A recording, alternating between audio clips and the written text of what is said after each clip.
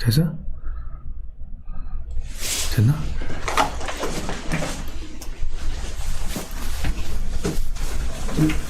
그래서 프레임이 나가고 있습니다. 아시죠? 된 거야? 예, 안녕하십니까. 반갑습니다. 반갑습니다. 진격의 변호사들. 오늘 오랜만에 우리 그 성상훈 인도 태평양 전략연구소 이 소장님 되시는데 하여튼 오랜만에 모셔서 종전에 했던 고영일 성상훈의 시멘스 클럽. 예. 발음 정확하게 잘 하셔야 됩니다. 시멘스 클럽. 시멘스 클럽. 저게 그 시멘이 아닙니다. 제 바다에 가면은 바다에 사는 아이들. 선원들이 이렇게 쉴 수 있는 뭐 레스토랑 같은 뭐 그런 건데, 그 시멘스 클럽입니다. 예. 자, 근데 저희가 지금 지금 거의 한 1년 됐습니까? 상당히 오랜만에 지금 맞습니다. 하는데, 제가 그 사이에 이제 인도 태평양 연구원이라고 도메인이 kcia.kr입니다. 예. 그 뭐 하는 데겠습니까? 비밀 공작하는 데 지금. 하여튼 인도 태평양 관련해서 전략과 관련해서 우리 그 성상훈 그 대표님의 이런 해안이라든가 이런 부분들을 우리가 한번 좀 들어봐야 되는데 하여튼 오늘부터 해서 여러분들 오랜만에 찾아뵀는데 최근에 이 미중 패권 전쟁과 관련해서 한국에서 그에 따른 이상한 사건들이 일어나고 있죠. 이런 부분들을 오늘 하루 조금씩 앞으로 계속해서 보면서 거기에 대해서 한번 얘기를 좀 나눠봤으면 하는데요.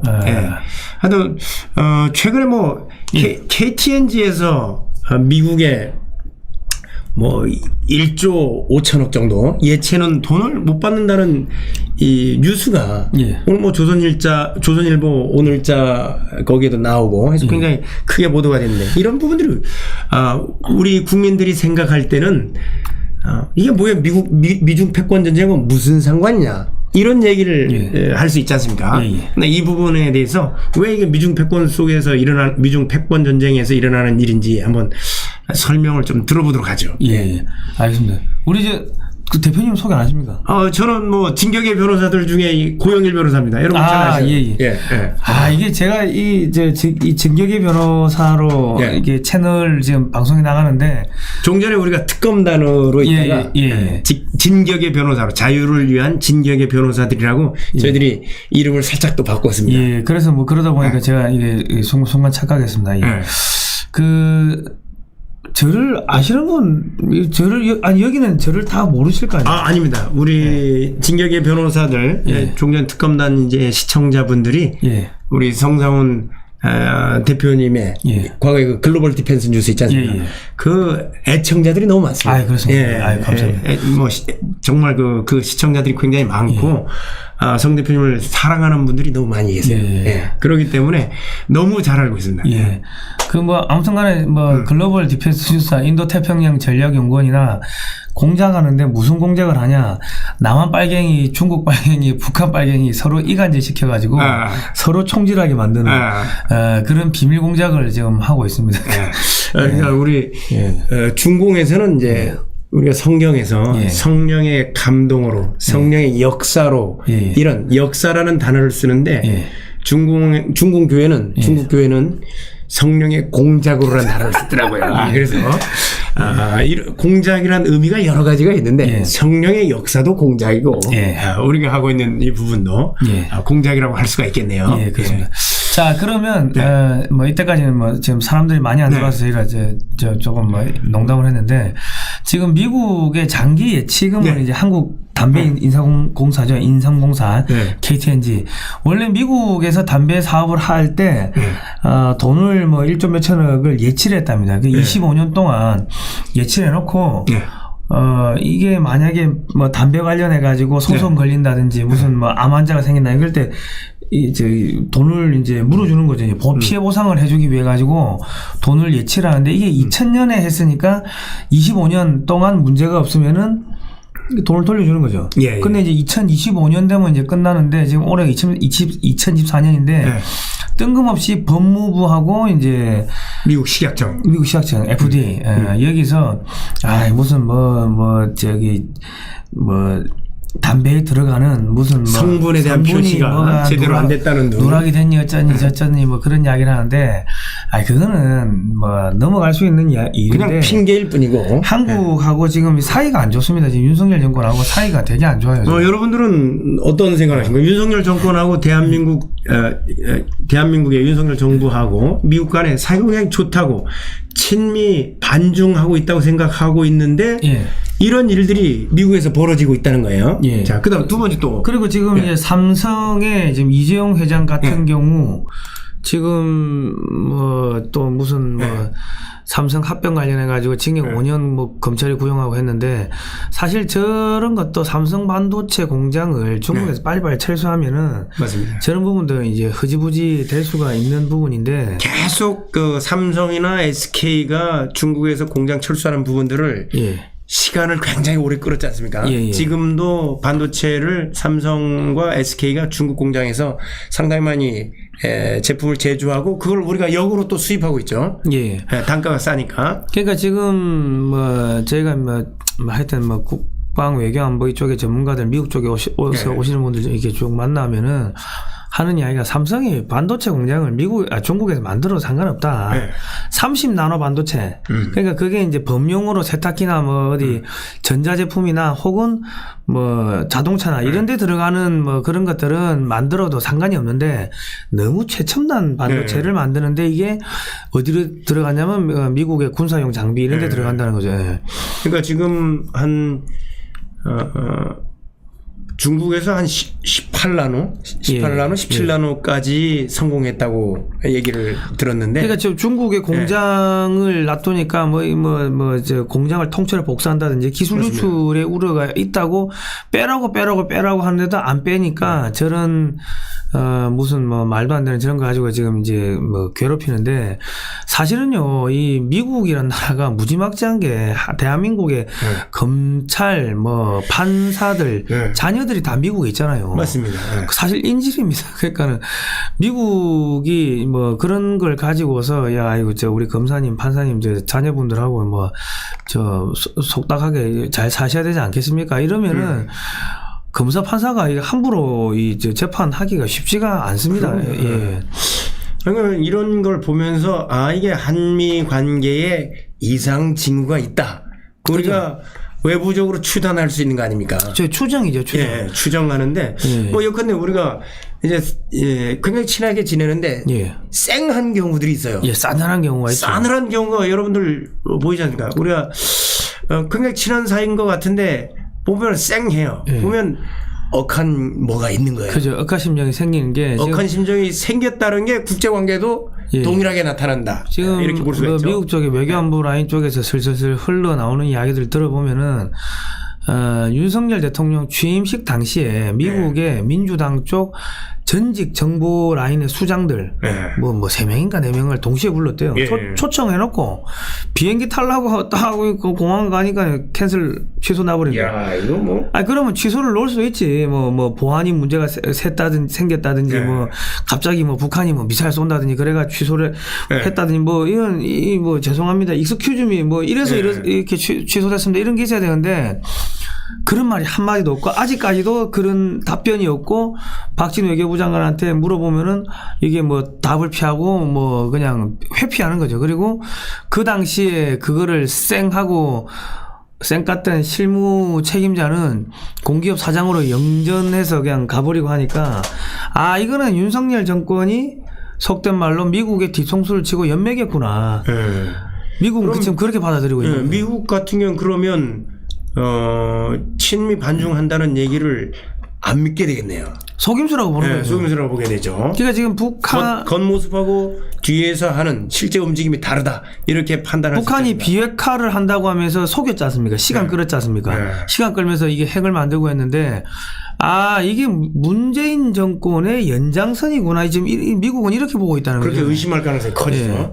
그러니까 아까 우리가 처음에 이야기를 했던 것처럼 이제 미국에서 지금 이제 올해 내년까지 이때까지 한 2년 동안 아무런 문제가 없던 저 예치금 저거 가지고 시비를 뜬금없이 미국 법무부 FDI가 나와가지고 아이 무슨 뭐 성분이 누락됐는데 어쩌고저쩌고 아니 누락이 됐으면 20년 전에는 이야기 안 하고 왜 지금 와가지고 담배 성분에 거기 나와 있는 게 뭐 뻔한 거 아닙니까? 아니 담배 성분에 무슨 마약을 섞지는 않았을 거고 필립 모리스라든가 뭐 이 말보로라든가 이런 담배들이 성분이 예. 뭐 대동소이하지 않습니까? 아니 거기 담배가 피면 죽는 거 뻔히 알고 안 걸리는 거 뻔히 하는데 무슨 그러니까 이거 10년 전에는 뭐 가만히 있고 5년 전에는 가만히 있다고 해 지금 이제 와가지고 그러니까 그런 문제들이 한국에서 이 뭔가가 삐거덕거리니까 그게 바로 저런데 기분 나쁘다고 그냥 툭툭 던지는 거예요 시그널을.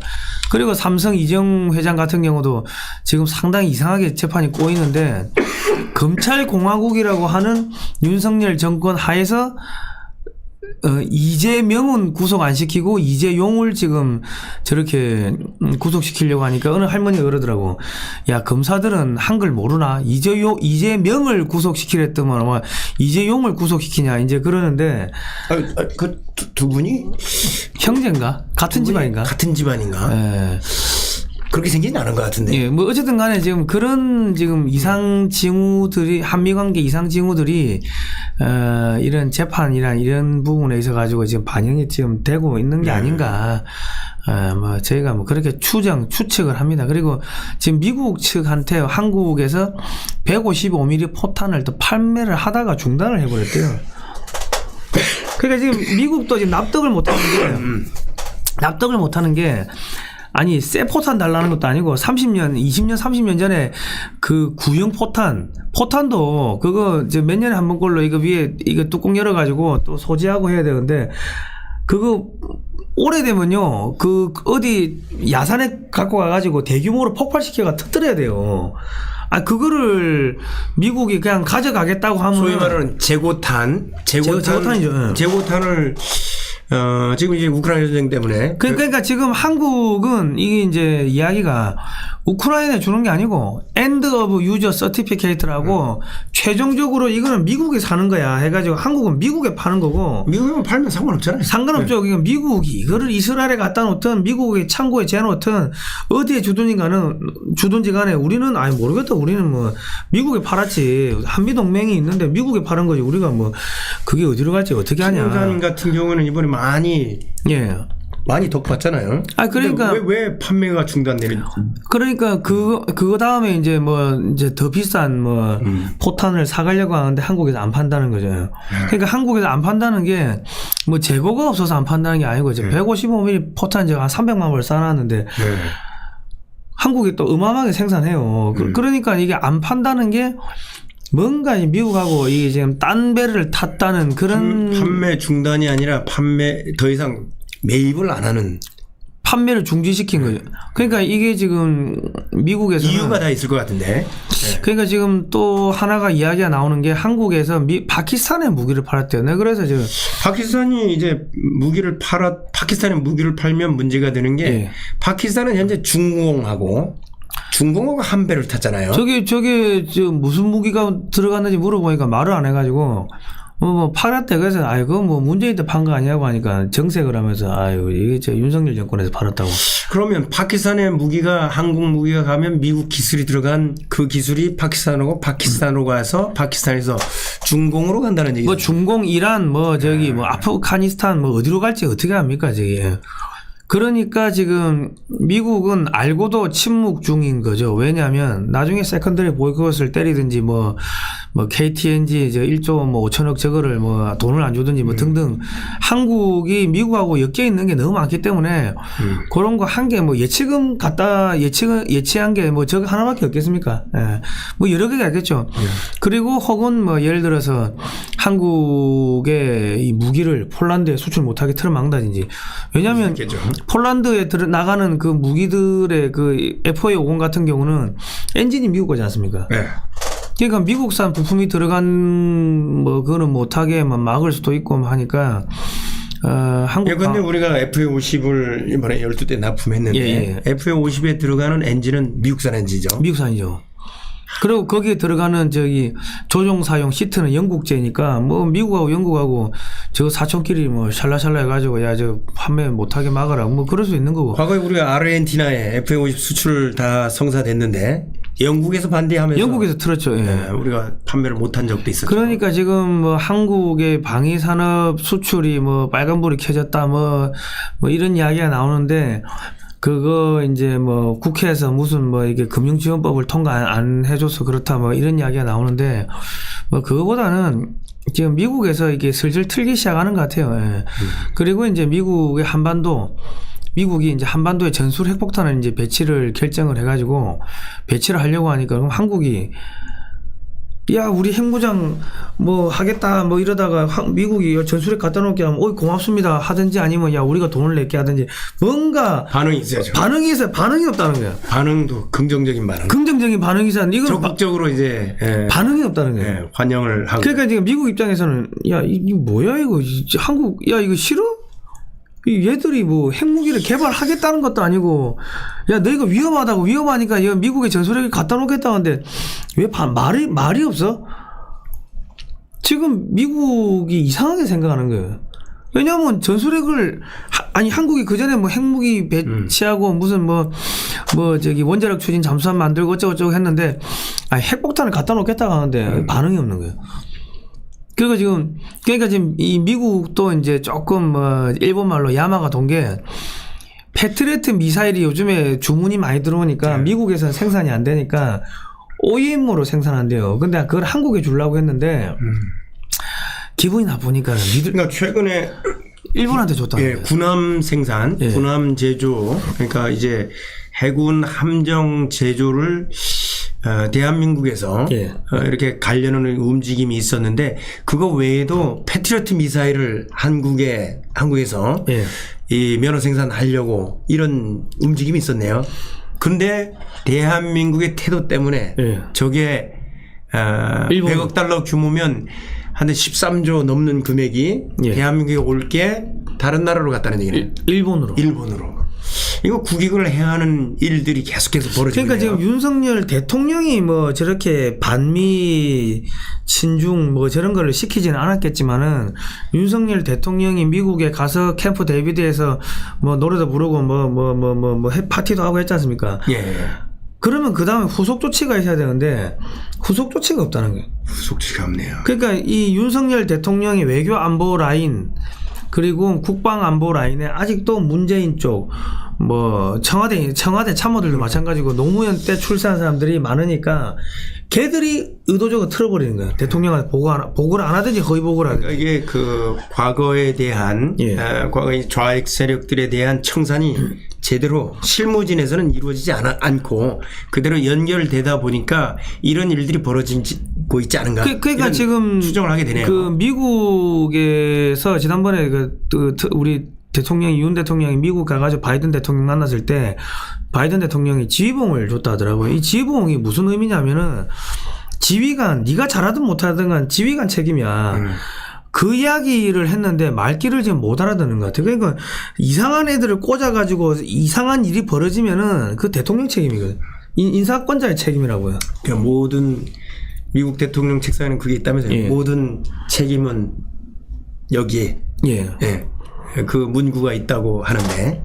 그러니까 지금 윤석열 대통령이 계속 해외로 나가는데 해외로 나갈 게 아니고 지금 국정을 지금 돌봐야 되는데 밑에 꽂아놓은 참모들이 노무현 때 문재인 때 출세한 사람들이 많다 보니까 그대로 유지가 되고 있고 정책을 종전 좌파 정권에서 일어났던 일들이 아직까지 암암리에 이루어지고 있다. 그대로 이루어지고 있는 거죠. 그러니까 지금 미국 입장에서는 윤석열 정권을 못 믿겠다. 지금 이래 나오는 거예요. 상당한 불신이 쌓여있다고. 불신이 쌓이면 무슨 문제? 나 요즘에 좀 서늘해요. 싸늘한 게 박근혜 대통령이 전승절날 천안문에 올라갔지 않습니까? 천안문에 올라가고 나가지고 탄핵이 되는 과정에서 미국이 안 도와줬다고. 미국이 막아주려고 해서 막아줄 수 있었는데 근데 이제 그때하고 똑같은 느낌이 드는 거예요.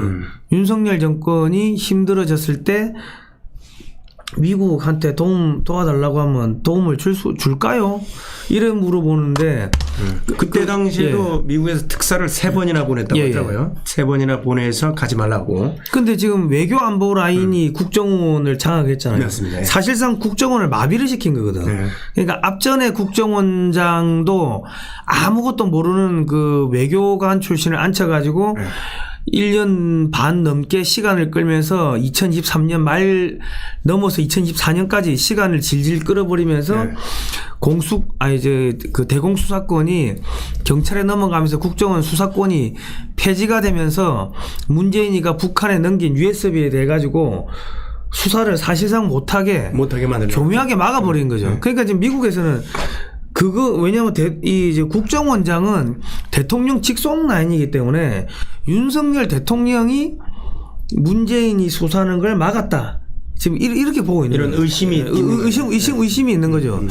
그러니까 지금 한국이 지금 매우 위험한 게 세컨더리 보이콧 맞을 가능성이 지금 매우 높은 게 문재인 때 북한에 뭐가 넘어갔냐면은 방송 차량이 넘어갔습니다. MBC 차량도 넘어가고 뭐 정리했는데 나 그때 자료도 다 봤는데 그것들에 대해서 수사가 없는 거예요. 근데 지금 그거는 대북제재 위반인 게 이 방송 차량에 넘어가면 위성 통신을 하지 않습니까?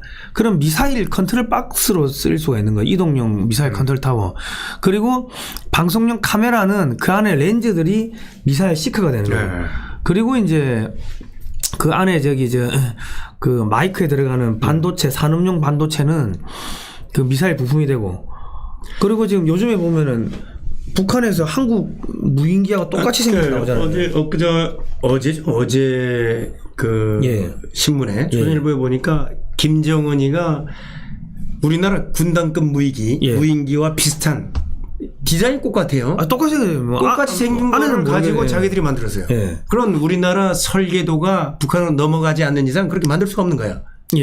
그런 무인기가 그대로 버젓이 북한에서 만들어진다. 이 부분은 아마 문재인 정권 시절에 그 USB 안에는 원자력 발전소부터 방산, 주한미군 자료, 이런 게 다 넘어갔다고 의심할 수밖에 없는 거예요. 암호화폐 관련, 은행 관련 해킹할 수 있는 더더욱 이제 3,000톤급 이상의 잠수함 설계 기술 이런 것도 넘어갔으니까 북한이 최근에 이제 잠수함 SLBM 발사할 수 있는 잠수함 플랫폼을 만들었지 않습니까?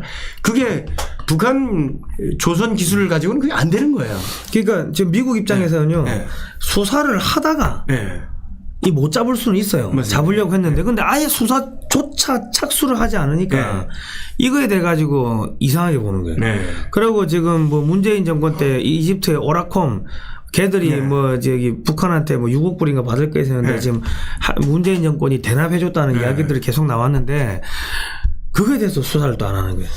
그러니까 이런 부분에서 문재인에 대한 수사가 아직도 지지부진하다.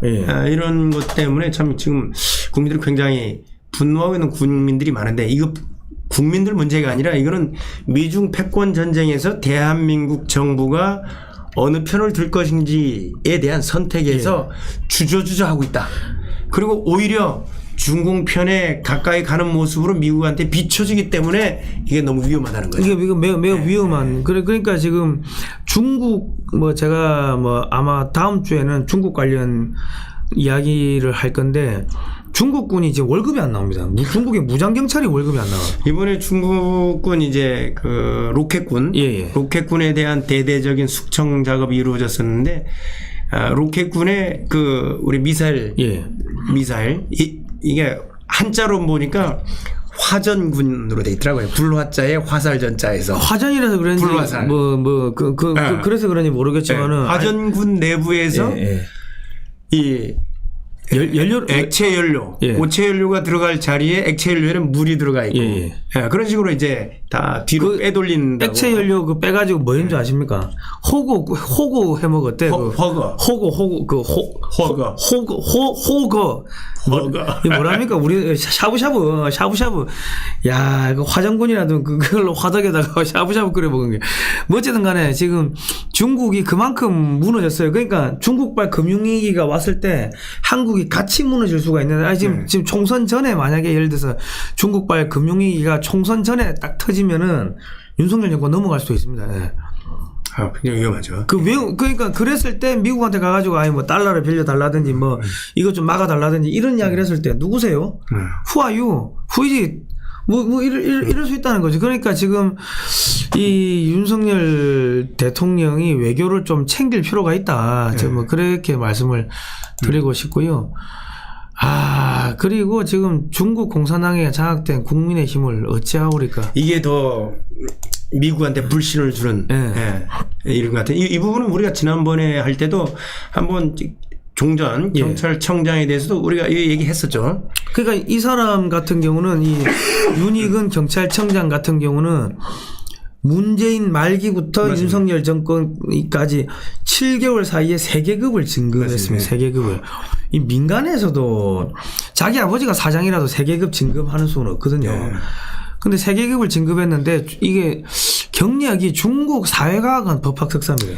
그 중국 사회과학원이 종전에도 우리가 방송에서 봤지만 이제 중국에 이제 스파이 양성하는 그런 기관인데. 아니 그 법학석사라면 통상 미국이나 아니 중국 법정대학 같은 아니 뭐 이런 데도 있는데 굳이 사회과학원을 가서 졸업을 했다. 아니 근데 중국 공산당 일당 독재 체제인데 중국에 법이 어디 있습니까?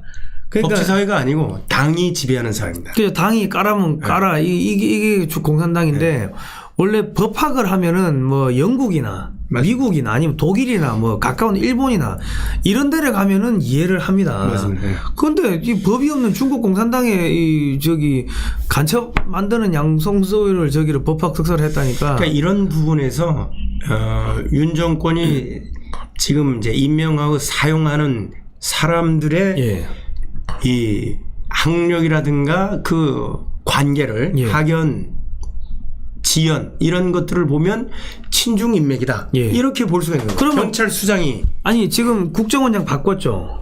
국방부 장관 바꿨죠. 그러면 경찰청장도 바꿔야 되는데 경찰청장은 안 바꾸잖아요. 심각하죠. 저렇게 되면은 국민들이 무슨 생각을 하냐면 야 우리의 신상 정보가 중국 공산당한테 다 넘어가는 것 아니냐 이런 의심할 수밖에 없는 거죠. 미국은 더더욱 그렇겠죠. 그렇죠. 그리고 그럼 저 사람을 누가 임명하고 추천했냐는 거죠. 그렇죠. 그 국민의힘 내부든지 대통령실 내부든지 누군가 중국하고 연결돼 있는 사람이 있다고밖에 합리적으로 의심할 수 없는 그다음에 최근에 이제 자유일보라든가 동아일보에서 저분은 동아일보에서 이제 보도된 것 같은데 한동훈 비상대책위원장 비서로 일하고 있는 김영동 의원. 김영동 의원 자체가 전형적인 또 친중 인맥이죠. 왜냐면 아버지가 중국 부인 장인어른이 중국 공산당 또 고위 간부고 부인은 뭐 어느 신문에 보면 귀화를 안 했다 그러고 뭐 어디는 귀화했다 그러고 뭐 그러니까 이게 그 국민의힘 비대위원장의 비서가 중국 공산당 고위층의 사위 이런 부분이 아마 저는 이 부분에 대해서는 국정원이라든가 우리나라 안보기관에서 이 인맥에 대해서 통보가 갔을 거라고 생각하는데 경고를 했을 것 같은데 안 줬을까요? 줬겠지 뭐 상식적으로. 근데 이분을 누가 이제 추천을 했나 이거죠. 그러니까요. 그러니까 지금 이 권영세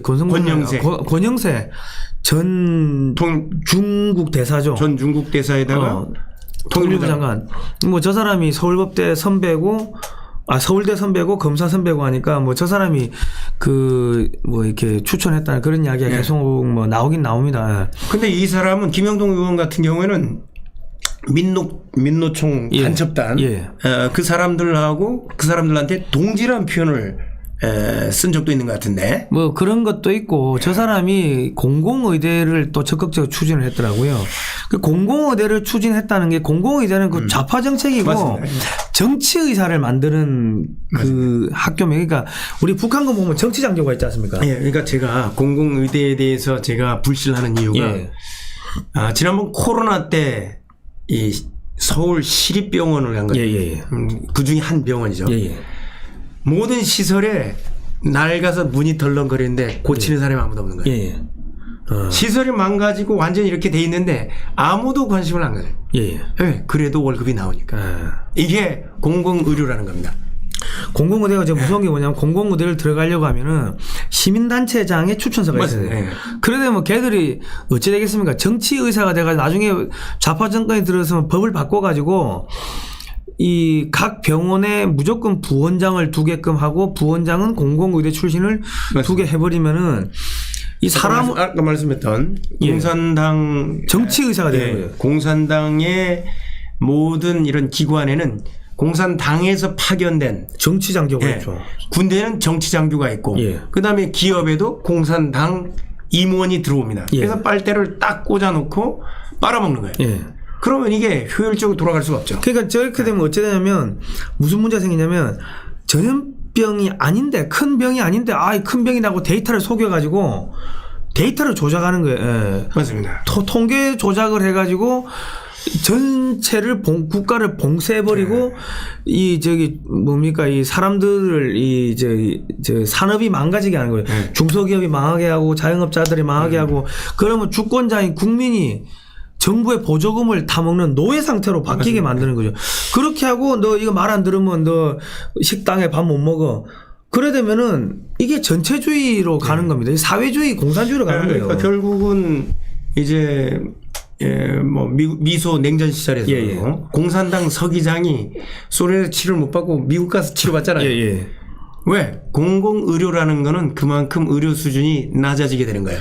아니 뭐 낮아지는 것도 있지만은 그렇게 데이터를 조작해 가지고 이 통제 사유로 갈 수가 있다는 국민의 생명과 직결된 의료 시스템을 장악을 하면은 이 국가를 통제할 수 있다. 국민을 개돼지처럼 통제할 수 있다 이거죠. 이번에 그 하향 고무신 예. 질병 사건에서 뻔히 드러났지 않습니까? 그 다 문제가 돼봤잖아요. 그게 이 최신 공산주의 이론 중에 의료 공산주의입니다. 의료 사회주의, 의료 전체주의, 의료 사회주의, 공산주의. 그리고 이제 조세 공산주의라는 게 있는데 조세 공산주의가 뭐냐면요. 세금을 올려요. 세금을 올리고 공공요금을 올리고 최저임금을 의도적으로 급격하게 올려가지고 그러니까 대표적인 게 종부세 들 수 있지 않습니까? 종부세가 노무현 때 만들었어요. 노무현 때. 그러니까 집을 소유할 수 없도록 궁극적으로 만들어 버리는 거예요. 그러니까 종부세가 예를 들어 2천만 원이 뛰면은 집을 가진 사람들은 전세를 2천만 원을 높여가지고 내겠죠. 그러면은 또 그 다음 해에 또 1,000만 원이 올라가면 또 1,000만 원을 올려서 내니까 전세가 계속 전세 자금이 전세값이 올라가니까 사람들이 겁을 먹으니까 너도 나도 아파트를 사게 되고 부동산을 사게 되고 그러면 부동산 짓는 속도보다 요구가 수요가 더 많아지니까 공급보다 폭등하게 되겠죠. 폭등하게 되면 물가가 올라가고 임금비가 올라가고 기업들이 한국을 떠나거나 망하게 되고 공공요금이 올라가고 이 상태에서 그러니까 이제 이런 부분들이 문제는 한동훈 비대위원장의 비서가 이런 정책을 추진했던 사람이라는 거예요. 그죠. 그리고 이 부분에 대해서 많은 국민들이 그 보도가 나가자마자 해명을 요구했는데 이상 없다고 여전히 쓰고 있죠. 이런 부분에서 왜냐하면 친중 인맥에다가 그것도 국민의힘 비대위원장이 비서를 친중 인맥으로 쓴다는 이런 부분들이 미중 패권 전쟁을 하는 미국 입장에서는 이거 봐라. 핵심 요직들이 친중 인맥이 그죠. 장악하고 있네. 이런 부분 때문에 우리나라가 미국한테는 불신을 사게 하는 이런 요건을 조성해버렸다는 겁니다. 그러니까 저 사람은 의사도 아닌데 왜 공공의대를 추진하냐는 거죠. 그러니까 저거는 더불어민주당에서 심었을 가능성이 높다고 그러니까 트로이 목마일 가능성이 높다고 합리적으로 의심을 할 필요가 있다. 석건호 동지에게서 뭐 저기 나왔었네요. 그러니까 민노총 간첩단 수사 그 대상자들한테 동지라는 표현을 쓰는 사람이 지금 국민의힘 비대위원장 한동훈 위원장의 비서다. 자, 그런데 이제 이 사람을 추천한 사람이 바로 권영세라고 권영세 전 통일부 장관이죠. 권영세는 보니까는 뭐 가족들이 권영세 주중 대사 시절에 가족 법인이 중국에 사업해서 뭐 한 200억 정도를 벌었다. 뭐 이런 이야기가 나오는데 그 국민들은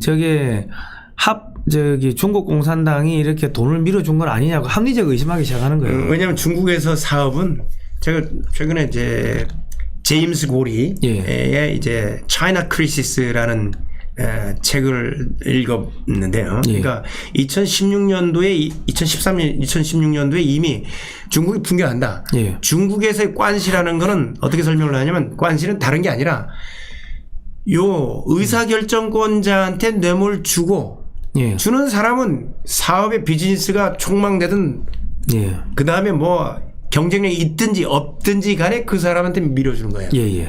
그걸 관시라고 하는 거예요. 예. 그게 뭐 우리로 치면 뭐 관시가 좋다 하는데 그건 다 뇌물. 예. 그러니까 중국 경제는 그거 없이는 안 되는 거예요. 오고 가는 게 반드시 있다는 겁니다. 예. 예. 그럼 그 사람은 어떻게 해요? 돈을 번 사람은 그걸 다시 뱉어내서 공산당 간번 또 갖다 바치고 예. 이게 반복되면서 실질적으로 그 중공에서 쓰고 있는 모든 수치는 통계는 다 가짜다. 예. 예, 그래서 이 중국은 반드시 멸망하게 된다. 이런 뭐 결론이었는데. 그러니까 뭐 미국 쪽에서 오시는 손님들 제가 만나 보니까 트럼프가 대통령 된다면서 하니까 트럼프가 대통령 되면은 중국의 돈을 씨를 말릴 거다. 그 이야기 하는데 중국의 돈을 씨를 말리면은 한국하고 중국하고 연결돼 있는 그 커넥션이 끊어지게 되는데 한국이 빨리 자금 회수, 한국 기업들이 중국에 투자한 자금을 빨리 회수하지 않으면 한국의 삼성이고 LG고 줄도선할 수도 있다. 그 이야기를 하더라고요. 중국에서 200억 원의 재산을 형성한다고 한다면 예. 결국 이거는 공산당에서 밀어주는 거 없이 이건 쉽지 않은 거예요. 예. 예. 그러니까 지금 저 권영세 장관이 전 장관이죠. 저 사람이 이제 국민의힘에서 상당히 큰 활동을 하고 있는 것 같고. 실세 중에 하나죠. 예. 지금 그런 상황인데 지금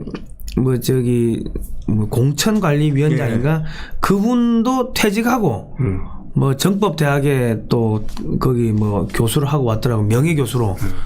그러니까 좀 위험하죠, 사실은. 예. 그러니까 이런 국힘당의 친중 노선, 예. 친중 노선은 어제 오늘 얘기가 아니지 않습니까? 예, 예. 그 전에 그 역사적으로 뿌리를 이렇게 올라가면 2009년도부터 예. 중국 공산당하고 한나라당 시절에 예. MOU를 맺었다고. 업무 교류 협약인데 우리가 업무 교류 협약이라면은 해도 그만이고 안 해도 그만이거든요. 예. 그러니까 사실을 안 해도 되는데 제가 이거 4조하고 5조에 보면은 4조에는 매년 점검하게 돼 있어요. 그리고 5조에는 파기할 때도 그 합의하에 파기하게 돼 있습니다. 사실상 노예 계약입니다. 사실 중공 같은 경우는 대한민국의 통일을 방해하려고 예. 100만 대군을 보내서 예. 결국은 우리가 북진 통일을 6.25 당시 연합군의 예. 도움으로 완전히 유엔군의 도움으로 통일할 수 있었는데 100만 대군 파송하면서 예. 이걸 막았던 우리의 준 적국이지 않습니까? 100만이 한 298만 명 아니, 들어왔어요. 이거 참여한 총인원을 총인원. 이렇게, 야, 그런데 지금 대한민국에 서울대에 시진핑 기념관이 있어요. 기념관이 있고 전략적 동반자 관계라고. 전략적 동반자가 될 수 없는데 그럼 같이 죽어야지. 그럼 중국 죽을 때 같이 죽어야 전략적 동반자지 그러면. 베트남이 예. 중국에서 전략적 동반자 관계를 맺자고 했는데 거부했습니다. 아니 전략적 동반자가 안 된다는 거예요. 베트남 수상이 얼마나 세냐면요. 그 아시안 이렇게 모임에서 아세안이죠. 아세안 모임에서 이게 이제 식사 자리가 있는데 저기 그 시진핑 주석이 저쪽 자리에 있고 베트남 수상이 여기 앉아 있었어요. 주석이. 그러니까 이제 그 포도주를 들고 시진핑 이 베트남 주석이 있는 데까지 와가지고 이렇게 서가지고 잔을 따라주니까 마치 웨이터처럼 이 잔을 따라주니까 이 베트남 주석이 손만 이렇게 하고 고개는 딴 데 보고 있는 거야. 그래 따라봐. 그러니까 졸지에 시진핑이가 뭐가 됐냐면 이 웨이터가 된 거예요. 곰돌이푸가 됐네요. 곰돌이푸 웨이터가 된 거예요. 그러고 저기 국방부 장관은 뭘 하냐면, 우리 중국 깝치면은 그냥 육군이 육지로 걸어서 이제 베이징을 점령하겠다 이런 얘기를 한다고. 실제로 그 중월 전쟁, 이제 베트남 전쟁 이후에 중국하고 이 베트남이 한번 붙었지 않습니까? 예. 붙어서 중국이 혼이 엄청났죠. 예. 그때 당시에 미군하고 싸웠던 베트남이 그 무장이 막강했었고 중공이 결국 체면치레만 하고 돌아갔죠.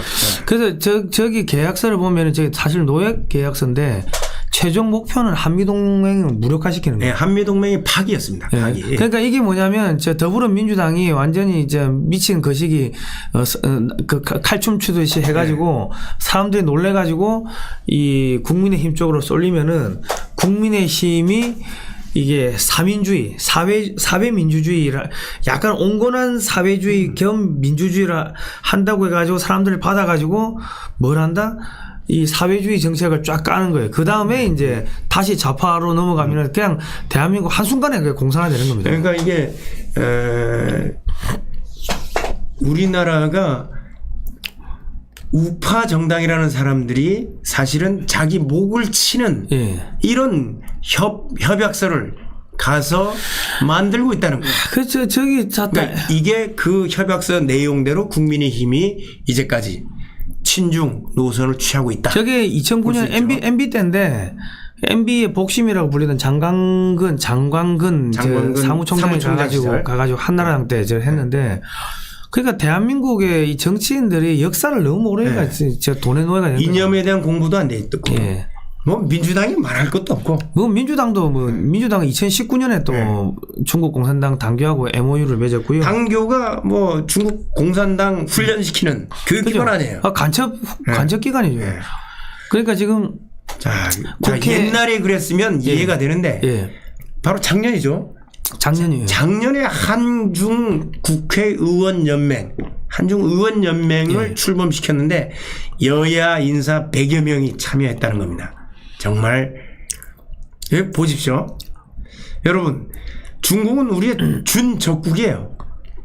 우리의 통일을 막은 준적국인데 저렇게 딸랑딸랑하면서 국민의힘 소속 아니 저 민주당 내 가만 놔두고 예. 국민의힘 소속 의원들만 한번 이름 불러볼까요? 글자가 잘 안 보입니다. 작아서 안 보이는데 이런 참 여러분들 그러니까 정말 지금 국민의힘에 35명이죠. 그러면 뭐 범야권이 저 180이면 215 해가지고 대통령 탄핵시킬 수 있다는 이야기죠. 예. 저 사람들은 정말 위험한 사람들입니다. 예. 준적국에 딸랑딸랑 할 수 있는 위험이 있다고 추정해 봅니다. 예, 추정이죠. 그러니까 네. 지금 뭐 국민의힘의 공천관리위원장이 뭐 퇴역하고 이제 은퇴하고 중국의 정법 대학의 교수를 갔다가 이제 뭐 왔다는 뭐 그런 이야기가 있는데 국민들 불안한 게 국민들 불안합니다. 예, 불안하죠.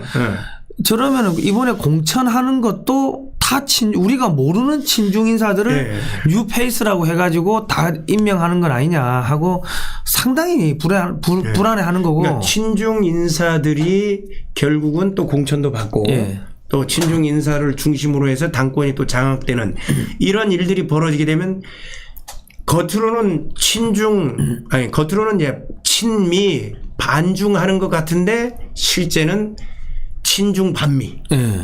이 현상이 일어나는 것이 되기 때문에 미국에서가 의심의 눈초리를 거두지 않는 이런 일이 합리적 의심을 하는 건데 지금 이제 무서운 게 뭐냐면 이제 그 윤석열 정권에서 디지털 화폐, 디지털 신분증을 뭐 보니까 거의 준비가 다 됐더라고요. 아마 총선 끝나고 뭐 밀어붙일 것 같은데 지금 그게 우리가 중국하고 북한하고 이제 전쟁을 할 경우에 예를 들어 EMP탄, 전자 펄스 폭탄 이런 게 딱 터지면은 우리가 이 화폐, 지폐, 이 현금하고 플라스틱 신분증이 없는 상황에서 모든 게 핸드폰에 다 들어가 있는 상황에서 그런 전자 펄스 폭탄이 터졌을 경우에는 제가 성상훈인지 고영일인지 어떻게 알겠습니까? 알 수가 없는 거죠. 그러니까 디지털 화폐를 하든 뭐 디지털 신분증을 하든 그게 유럽이나 미국 같은 이런 데서는 전쟁이 없는 데서는 새도 상관이 없는데 한국은 이제 위험하다는 거죠. 만약에 그런 게 터지면은 돈이 10원도 없으면은 이 사회가 순식간에 마비가 될 수가 있거든요. 그런데 이거를 막 밀어붙이니까 사실은 불안한 게 하나가 있고. 그러니까 이제 이런 전자화폐라든가 이런 부분들은 이제 왜 문제가 되냐면, 미국이 패권을 유지하는 것 중에 하나가 이 달러 패권입니다. 전 세계 결제를 달러로 결제를 하는 거예요. 그러니까 이 미국에서는 달러만 찍어내면 자기들은 전 세계 모든 물건을 사올 수가 있죠. 그런데 전자화폐라든가 비트코인이라든가 이런 부분들은 달러를 대체하는 수단이 되기 때문에 미국에서는 이거를 용납을 안 하는 거야. 그러면 달러 패권을 도전하는 사람에 대한 가차없이 응징을 했던 게 후세인이 대표적인 예고, 그죠. 그다음에 리비아의 가다피가 가다피. 그것 때문에 죽은 겁니다. 예. 그렇기 때문에 이런 부분들은 정말 이제 나라의 운명을 정말 위태롭게 하는 이런 처사가 될 수가 있는 거예요. 가다피하고 후세인이 죽은 게 석유 결제를 유로화로 하겠다. 유로화로 하겠다고. 그래가지고 박살났는데 디지털 화폐가 되면은 뭐 그런 부분도 있겠지만 무슨 문제가 생기면 누가 어디서 누굴 만나서 뭘 사 먹었는지를 체크를 할 수 있다는 거죠. 모든 사람의 동선이 모든 사람의 다 체크가 되는 예. 거죠. 예. 우리가 그걸 언제 알 수 있냐면 예. 지난번 하얀 고무신 질병이 그죠. 만연했을 때 예, 예. 카드 쓴 거 가지고 그죠. 다 우리 체크했죠. 동선을 다 체크했습니다. 예. 그래서 웬만큼 하면 그때는 저는 현금을 썼는데 예. 이런 부분들이 다 수사기나 보니까 다 나와 있더라고요. 그러니까 이제 현금이 없어지면은 뭐 핸드폰에 들어가 있는 전자 디지털 화폐만 써야 되겠죠. 근데 이 더 무서운 건요. 만약에 해킹을 하면은 북한이나 중국에서도 한국의 반중 인사, 반공산주의 인사들을 추적해 가지고 그 사람이 하는 동선을 이게 파악을 할 수도 있고 그 개인의 자유라는 게 없어지는 겁니다. 맞습니다. 그리고 속된 말로 해킹을 해가지고 그 사람 신분증을 지워버린다든지 그 사람 재산을 지워버릴 수도 있고요. 그런 문제가 생길 수도 있고 더 무서운 거는 북한 간첩이나 중국 간첩이 들어와가지고 쉽게 그러니까 예를 들어서 문재인 정권 같은 정권이 들어섰을 때 국정을 통해 가지고 신분 세탁을 해주면은 디지털 신분증을 뭐 여러 가지로 만들 수가 있고 그런 거 가지고 간첩 활동하고 다닐 수가 있다는. 그러니까 지금 우리나라의 안보가 이렇게 허물어지고 있는 게. 그 다음에 그것과 덧붙여서 말씀을 드리면 중간에 LGU 플러스에서 우리가 화해 시스템을 썼지 않습니까? 그때 당시에 이상훈 부회장이었나요? 이상철 부회장. 이상철 부회장이 있을 때 모든 장비를 화해 장비로 교체하고 그다음 국가기관의 여러 국가기관에 이 장비를 화해 장비로 교체를 했었는데 이런 부분들이 앞으로 우리에게 다가오는 위험의 한 요소들인데 하여튼 지금 윤석열 정권에서는 좀 잘 분별해서 이 부분들을 미후에 어떤 밉보이는 그런 정책이 되지 않도록 중간에서 이렇게 돌이키는 이런 참모들이 좀 있었으면 좋겠는데 좀 아쉽죠. 아니 그러니까 뭐 이 보수 우파에도 사실은 좋은 사람들이 많은데 그런 사람들 이렇게 데리고 가서 이렇게 임명하면 되는데 추천하는 사람들이 아까 이렇게 친중 인사들이 추천하다 보니까 반중을 부르짖는 사람들이 그죠. 어려움을 겪게 되는 거죠. 제가 2017년부터 반중 운동을 했는데 2020년에는 제가 아주 특별한 일이 있었습니다. 죽은 중국인의 명예를 훼손했다 이래가지고 저희들이 소송 변호를 했죠. 수갑 차고 저기 경찰서 유치장에 하룻밤 자고 왔는데 얼마나 웃기냐면요. 죽은 중국인 욕했다고 사자 명예훼손으로 경기 경찰청에서 직접 수사를 했습니다. 여러분 호랑이 명예훼손도 아니고 사자 명예훼손. 중국 사람 죽었다고. 아니 근데 더 웃기는 건요. 수갑을 채우는데 우리 집에서는 수갑 안 채우더만은 봉고차 타고 경찰청 마당에 내리니까 자 수갑 차셔야죠 그러더라고. 아니 다 왔는데 수갑을 왜 채우냐고. 아니, 도주할 우려도 있는 것도 아니고. 국가배상 청구 좀 한번 하죠. 전 목사님 수갑 채운 거에 대해서 국가배상 청구 인정됐습니다. 그렇습니까? 저도 그거 한번 해야겠습니다. 저도 해가지고 우리 파티나 하시. 300만 원 나왔습니다. 그래요? 그거 해야겠네요. 뭐 아무튼간에 뭐 그런 일들이 벌어지는데 지금 아직까지 이 너무 뿌리가 깊게 있다 보니까 지금 뭐 이 정권이 바뀌었는데 바뀐지 잘 체감을 못 하겠습니다. 그렇습니다. 그리고 이제 세 번째. 이란과 후티 반군의 미군 공격에 웃고 있는 미국과 울고 있는 중국. 이것도 참 우리가 일반적인 생각에서는 잘 생각하지 못하는데 우리가 확실히 인도 태평양 전략연구소 우리 원장님 되는 우리 성 대표가 그 행간에 있는 내용을 읽어내는 거예요. 그러니까 이게요, 저기 신문 기사만 봐가지고는 이게 안 되고, 이게 이제 지금 여기 우리 지금 우크라이나 전쟁도 그렇고, 지금 여기 지금 중동에서 일어나고 있는 이스라엘 무슨 뭐 저기 어제 보니까는 뭐 이란이 뭐 시리아에 있는 뭐 미군 기지를 폭격했다고 그러고 뭐 지난달인가에 보니까는 뭐 이라크에 있는 미군 기지가 또 드론 공격을 받고 뭐 그래댔던데. 이거는 2018년에 조지 프리드먼 교수가 쓴 책이 있어요. 거기 보면은 그게 제목이 영어 원제목이 Next Decade인가 하는 뭐 그런 책이었어요. Next Decade. 2020년부터 2030년까지 미국은 일본하고 전쟁을 준비해야 된다.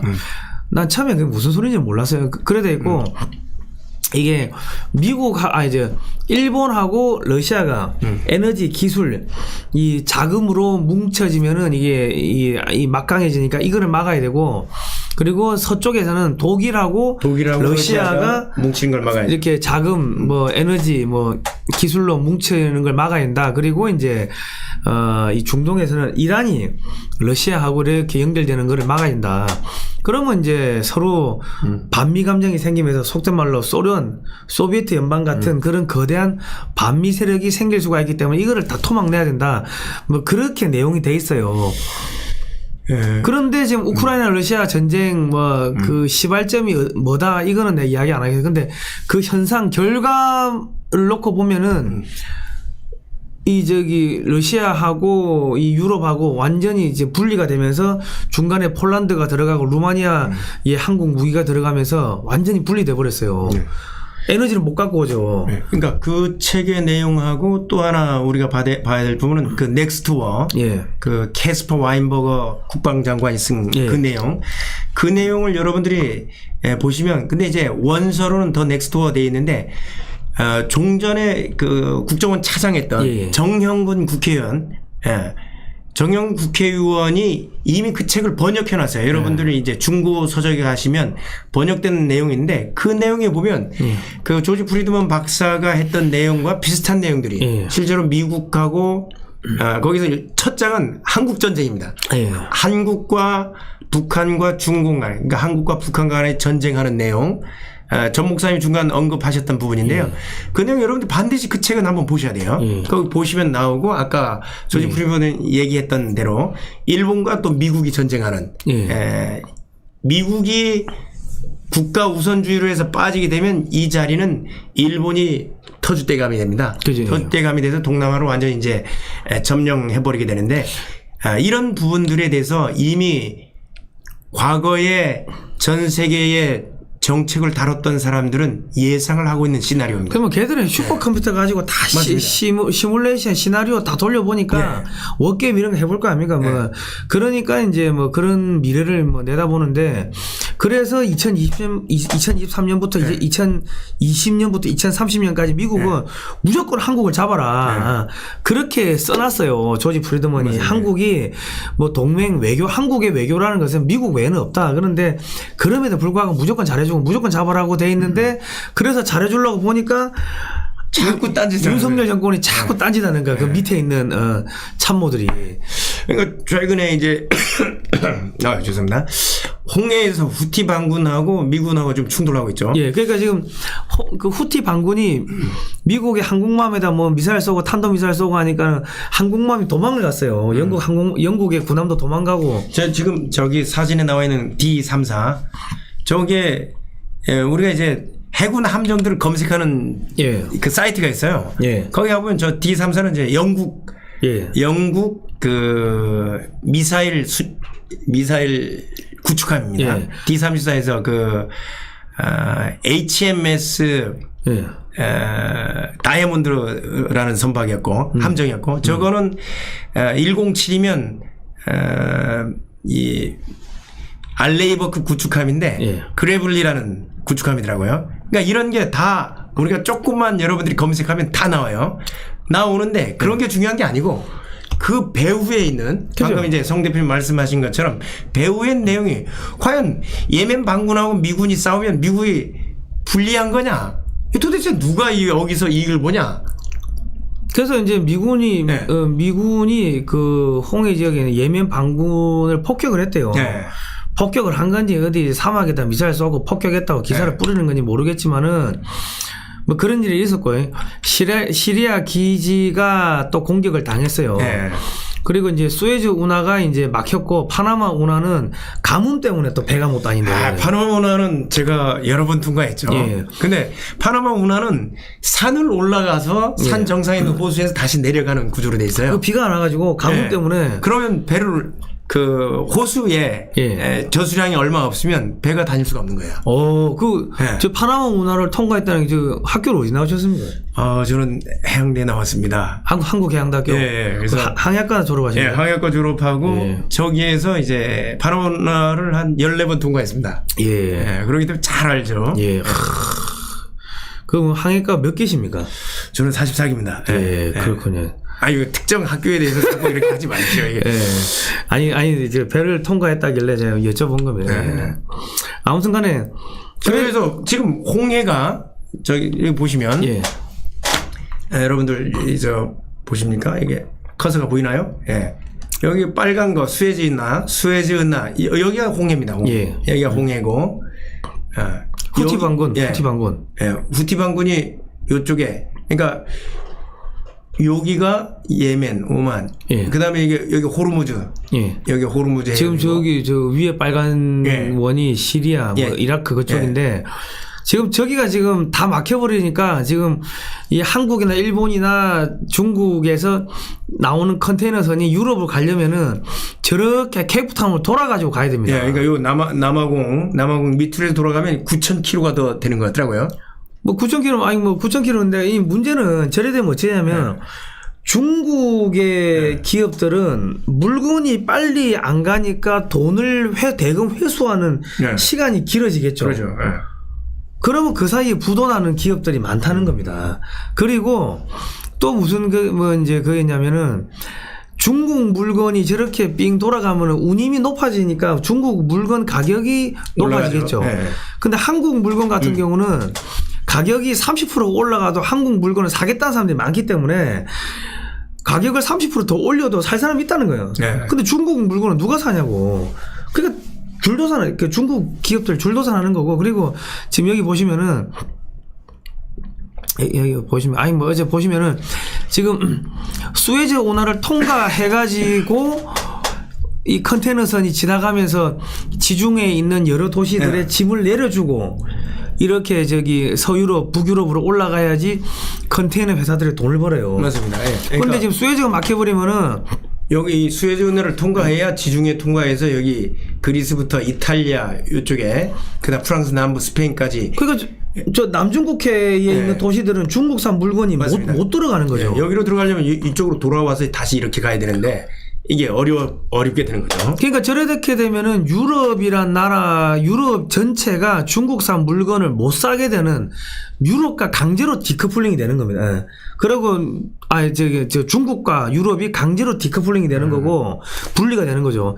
그리고 이제 중국의 기업들은 줄도선 하는 거고, 뭐, 돈이 들어오는 속도가 늦어지고, 물건이 안 팔리고, 뭐 그런 거고, 그리고 저기 수에즈 운하가 막히면은, 지금 러시아하고 지금 유럽이 지금 러시아의 이 가스하고 이 기름을 못 사오지 않습니까? 뭐 그러다 보니까 이 중동에서 기름을 사와야 되는데 수에즈 운하가 막혀버리면은 저 밑으로 남아프리카 공화국 쪽으로 돌아서 오다 보면은 운송 요금이 어마어마하게 높아져요. 그러면 유럽에서는 산업을 해가지고는 답이 없어요. 물가가 하도 올라가, 에너지 가격 올라가니까 전기요금 올라가고 물가 올라가고 속된 말로 벤츠 한 대가 1억 하던 게 3억, 4억 이래 돼버리면요. 답이 없는. 그러면 어쩌냐? 미국산 셰일가스나 셰일 오일을 사 와서 쓰든지 아니면은 공장을 미국으로, 벤츠 공장을 미국으로 옮기든지 두 중에 하나 혹은 망하든지 뭐 세 개 중에 하나를 택해야 되니까 미국이 떼돈을 버는 거죠. 미국은 중간에 앉아서 돈 버네. 그러니까 지금 미국에서 셰일가스, 셰일오일을 지금 어마어마하게 지금 수출하지 않습니까? 지금. 바이든이 들어서면서 연방정부 땅에서는 셰일가스 추출을 허용 안 했다가 예. 하도 이제 그 중동이 말을 안 들으니까 예. 증산을 안 해주니까 결국은 셰일 오일을 예. 채굴을 허용한 거죠. 그리고 어쨌든 간에 푸티 반군이 저기서 저 칼춤을 추는 바람에 수에즈 운하가 막혀가지고 중동은 유럽에 에너지를 수출을 못하게 막힌 거예요. 예. 그리고 중동은 유럽에 에너지 수출을 못하고 유럽은 미국에서 에너지를 사오든지 공장을 미국으로 옮기든지. 그러니까는 야, 진짜 후티 반군이 미국의 적입니까? 아군입니까? 참 실질적으로 미국에 상당히 도움을 주네. 그러니까 제가 아까 무슨 이야기를 했냐면은 야, 여기 지금 홍해에서 그 미군이 예멘을 하고 싸우는데 야, 미사일을 어디 사막에다 갖다 쏟고 아니 예멘 반군이 죽으면 안 되지. 예멘 반군이나 뭐 이쪽이 후티 반군이 너무 사망자 수가 너무 적은데요. 아, 그러니까요. 예. 저건 아마 심장마비로 놀라서 죽을 수도 있어요. 뭐 미사일 맞아 죽었다기보다는. 예. 뭐 하여튼 뭐가 그렇죠. 예. 그리고 저게 더 웃기는 건 한국에 무슨 을지문덕함인가 아니 무슨 함이야. 한국의 함정이 해군 함정이 야, 후티 반군 우리가 가서 처리하겠다. 그러니까 미국에서 말렸죠. 아니, 선생님 여기서 이러시면 안 돼요. 왜냐면 한국군은 국제 정세가 어두우니까 일본 함정하고 달리 도망치지 않거든요.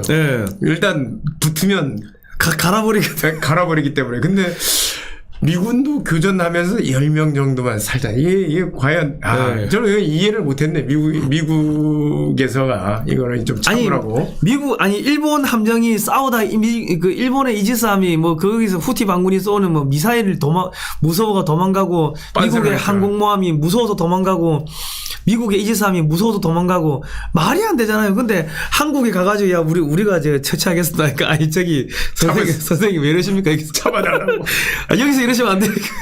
그러니까 저도 왜 미국이 그거를 막았을까? 그래서 굉장히 좀 의문이 들었었는데. 그러니까 궁극적으로 이제 미국한테 이익이 돼서. 그죠. 이 국가의 이익이라는 건 피도 눈물도 없는 거예요. 저러면서 중국은 죽여버리고 미국은 돈 벌고 잘하고 있는데. 여기서 우리가 국제 관계 이게 대한민국이 살려고 하면 국제 관계, 그 국제 정세에 대해서 눈이 어두우면 정말 손발이 고생하는 거예요. 그러니까 만약에 저기서 한국이 가가지고 시험 가서 야 우리 미국한테 덤비냐고 가서 패잖아요. 그러니까 후티 반군을 다 청소했어. 그럼 미국 입장에서는 어떻게 됐어요? 한국이 적이 되는 거야. 미국의 돈줄을 잘랐기 때문에. 그러니까 이게 지금 21세기 전쟁이란 게요. 하이브리드 전쟁, 융복합 전쟁인데 이게 누가 적이니 누가 아군인지 잘 모르겠어요. 그러니까 잘 봐야 돼 눈치를. 그렇습니다. 자, 그리고 지금 파나마가 막혔잖아요. 파나마 운하도 지금 여기 파나마 운하가 여러분들 동서로 나 있는 것 같은데 남북으로 나 있어요. 파나마 운하 막히면 여기가 막히면 결국 육로 운송해야죠. 배들이 이렇게 와가지고 파나마 이렇게 오다가 저기 그 LA 미국 서부에 롱비치 항에 물건을 내려놓고 트럭이나 기차로 수송을 해야 돼. 그러면 시애틀이나 롱비치에 미국의 트럭 운전사들이 도대체 얼마나 필요하겠습니까? 이 일자리가 어마어마하게 생기는 거예요. 선거 앞두고 지금 대선 앞두고 올해 11월 달에 선거인데 선거 앞두고 미국의 트럭 업체들이 어마어마하게 떼돈 벌겠죠. 미국은 목욕탕도 없던데 떼돈을 버네. 그러게 말이에요. 참. 그러니까 속된 말로 한국이나 일본이나 중국 삥 뜯어가지고 저기 일자리 만드는 거예요. 그러니까 이 지금 태평양하고 대서양 사진 나오는데요. 미국 동부하고 대서양 유럽은 가까워요. 태평양보다 더 가깝습니다. 한 5천 마일이면 되잖아요. 5천 마일. 태평양 건너는데 한 8천 마일인데. 자, 유럽하고 중국은 디커플링 되고 유럽하고 미국은 다시 커플링 하는 거죠. 그러니까 이제 저렇게 되면은 꼭 먹고 알 먹고 중국 기업들은 뭐 갑자기 운송비가 뭐 높아지고 하면 잘 안 팔리겠죠. 그러니까 결국은 미국이 이 중국에 그나마 몇 프로 안 남아 있는 돈을 쫙쫙쫙쫙쫙 뽑아 먹는 겁니다. 쫙 빨아먹는 거예요 지금. 미국 무서운 친구들인데 지금 우리 윤석열 대통령께서 좀 밑에 있는 친구들을 좀 관리를 잘 하셔야 될 것 같습니다. 미국 무서운 나라입니다. 그래요. 오늘 조회수가 1,400. 어이구야 많이 나왔네. 오늘 요거까지만 하시죠. 하시고 하여튼 시즌 3번부터는 다음 주에 한번 또 여러분들 찾아뵙도록 하고요. 오늘 이거는 다운로드 받아가지고 여러분 유튜브 채널에 올리셔도 되나요? 예. 그렇게 다운 할까요? 받으셔도 됩니다. 그래서 여러분들이 하여튼 중간에 저도 뭐 많이 선거 때문에도 바빴고 일 못했는데 우리 송 대표님하고 국제 정세에 대해서 특히 또 이제 트럼프 대통령 전 대통령이 이제 준비를 하고 있는데 중간에 이 예비선거 관련 소식도 여러분들한테 전해드리고 국제 뉴스에 대해서 아니 뭐 트럼프가 이긴다고 좌파 방송들도 뭐 미국의 좌파 방송도 그런 뭐 이야기하던 하여튼 그 부분을 여러분들한테 상세하게 앞으로 또 계속해서 알려드리도록 하겠습니다. 다음 주에 한 번 더 또 계속해서 우리 성 대표님 모시고 국제관계에 대해서 여러분들 찾아뵙도록 하겠습니다. 저희가 이거 매주 뭐 이 날짜를 안 정하고 이게 게릴라 방송식으로 하는 게 우리가 몇 월 며칠 날 방송한다 하면 해킹이 들어와요. 맞습니다. 해킹 들어가서 끊어버리니까 그냥 게릴라 방송할 테니까요. 뭐 일주일에 한 번은 찾아뵙겠습니다. 일주일에 한 번 찾아뵙겠습니다. 자, 오늘 여기까지 하겠습니다. 오늘 나와주셔서 감사합니다. 고생하셨습니다. 감사합니다. 네.